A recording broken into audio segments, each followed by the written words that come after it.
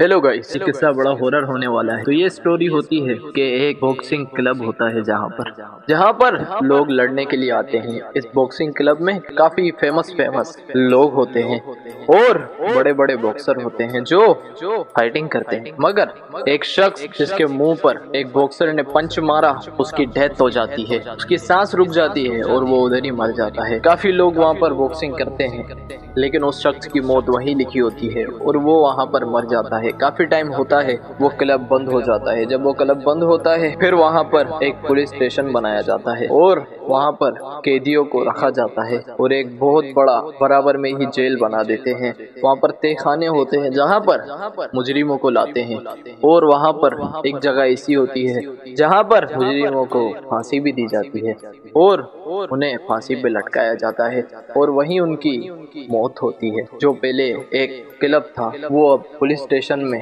Convert हो गया। लोगों को वहां पर टॉर्चर किया जाता और उन्हें सजा दी जाती, क्योंकि जो जैसा करता है उसे वैसा बढ़ना भी पड़ता है। काफी लोग मजबूरी में भी आते हैं और काफी लोग शैतान की वजह से भी आते हैं। फिर वहां पर 10 लोगों को फांसी दी जाती है और 10 लोगों को लटका कर मार दिया जाता है, क्योंकि उन्होंने कुछ जुर्म ही ऐसे किए हुए होते हैं जिससे उनको फांसी की सजा होती है। और फिर काफी टाइम बाद वो पुलिस स्टेशन भी टूट जाता है और फिर से वहाँ पर एक बिल्डिंग बन जाती है। फिर वहाँ पर एक बिल्डिंग बनती है जिसका नाम होता है अल्बीना बिल्डिंग। उस अल्बीना बिल्डिंग में लोग रहना स्टार्ट हो जाते हैं, रिहाइश होना स्टार्ट हो जाती है।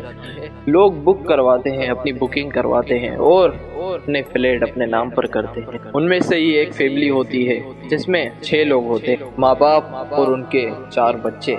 2 लड़के और 2 लड़कियां होती हैं। उन्हें पता नहीं होता कि यहाँ पर पहले एक बॉक्सिंग क्लब था जहाँ पर एक जवान लड़के की मौत हुई थी और एक पुलिस स्टेशन था जहाँ पर फांसी दी जाती थी और लोगों के साथ टॉर्चर किया जाता था। उन्हें उनके जुर्म की सजा मिलती थी। लेकिन उनका जो फ्लोर था वो फर्स्ट फ्लोर था और वो पहली मंजिल पर रहते थे, तो उनके साथ बड़ी पैरानॉर्मल एक्टिविटीज होती थी। यानी आप बिलीव नहीं कर सकते गाइस कि ऐसी चीजें उनके साथ होती कि वो लोग बोलते कि ये क्या हो रहा है। सर औकात उन्हें ऐसी आवाज आती कि कोई चिल्ला रहा है, मुझे छोड़ दो, मुझे बचा लो, प्लीज मुझे बचा लो, नहीं नहीं छोड़ दो। ऐसी आवाजें आती और कभी उन्हें ऐसी आवाजें आती कि कोई बॉक्सिंग कर रहा है, क्योंकि काफी टाइम पहले यहाँ पर एक बॉक्सिंग क्लब था और जवान लड़की की मौत हुई और यहाँ पर पुलिस स्टेशन था जहाँ पर लोगों को फांसी पे लटकाया जाता था और उन्हें मौत के घाट सुलाया जाता था। ये फैमिली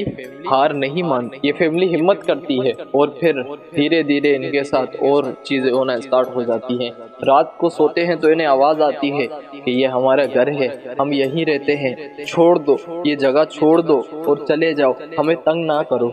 लेकिन ये लोग कहते हैं कि ये हमारा वहम भी हो सकता है, ये हमारा वहम भी हो सकता है। लेकिन फिर काफी टाइम बाद जब इनका एक छोटा बेटा जिसकी उम्र सिर्फ 9 साल यानी 9 इयर्स ओल्ड होता है वो, और जब वो विंडो के पास खड़ा होता है पीछे से कोई आकर उसे धक्का मारता है और वो नीचे गिरता है और उसकी मौत हो जाती। फिर भी इनको रियलाइज नहीं होता, फिर भी ये सोचते हैं कि हो सकता है कि उसका हाथ, हो सकता है उसका पैर स्लिप हो गया हो, या फिर हो सकता है कि वो ऐसे ही गिर गया हो गलती से। लेकिन उन्हें रियलाइज नहीं होता, वो हल्के में ले रहे होते हैं, क्योंकि ये जो मखलूक होती है पहले तो काफी चांस देती है लेकिन लोग नहीं समझते, फिर वो अपने तरीकों से उन्हें समझाते हैं। फिर उनके बेटे की मौत हो जाती है और वो काफी घबरा जाते हैं और चीजें उनके साथ होना स्टार्ट हो जाती है। वो काफी परेशान होते हैं। उनके जो हस्बैंड होते हैं उनकी जॉब छूट जाती है, फिर बेचारे बेरोजगारी में, एक तो वैसे ही काम नहीं, बेटे की मौत हो जाती है और काफी परेशान होते हैं। मजबूरन इन्हें वो घर खाली करना पड़ता है। इनका कोई इरादा नहीं होता, लेकिन क्योंकि वहाँ पर कुछ ऐसी हॉन्टेड चीजें होती हैं जो गाइस आप इमेजिन भी नहीं कर सकते, क्योंकि आवाजें आना और किसी का ये कहना कि छोड़ दो मुझे, छोड़ दो प्लीज मुझे छोड़ दो, और कुछ ऐसी आवाजें आना कि कोई बॉक्सिंग कर रहा हो और कोई मैच हो रहा हो। गाइस आप इमेजिन कर सकते हैं कि ये कैसी आवाजें। फिर जब उनके बच्चे की मौत होती है वो लोग वहाँ से घर खाली कर कर कहीं और जाते हैं, लेकिन फिर भी बेचारों के नसीब में सुकून नहीं होता।